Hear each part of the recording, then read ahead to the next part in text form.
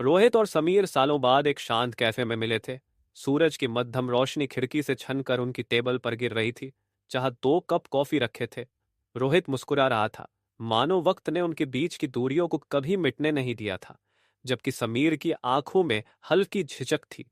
उसे लग रहा था जैसे वे एक अजीब दहलीज पर खड़े हैं।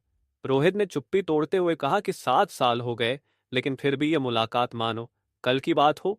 समीर ने हल्के से सिर हिलाया और कहा, शायद कुछ बातें कभी पुरानी नहीं होती। उनके बीच अजीब सी चुप्पी तैर रही थी, मानो हर कदम के साथ कोई अनकही बात उनके बीच जगह बना रही हो। चलते चलते समीर अचानक रुक गया और रोहित की ओर देखा। उसकी आंखों में सवाल था, क्या कभी उन्हें अपने फैसलों पर पछतावा हुआ? रोहित ने नजरें झुका लीं और मुस्कुराते हुए कहा, जो कुछ भी था वो सच्चा था, बस वक्त सही नहीं था। अचानक आसमान बादलों से भर गया और हल्की बारिश शुरू हो गई।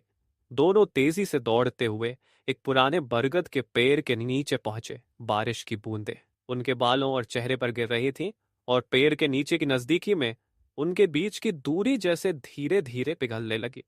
रोहित ने हल्के स्वर में पूछा, क्या अब भी वो एहसास बाकी है?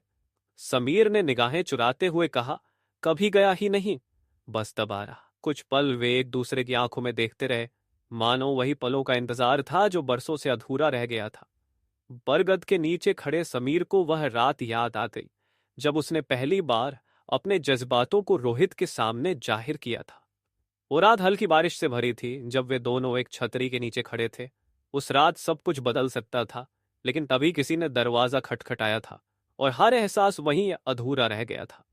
अगर उस दिन हम डरते नहीं, तो शायद आज कहानी कुछ और होती, समीर ने धीरे से कहा।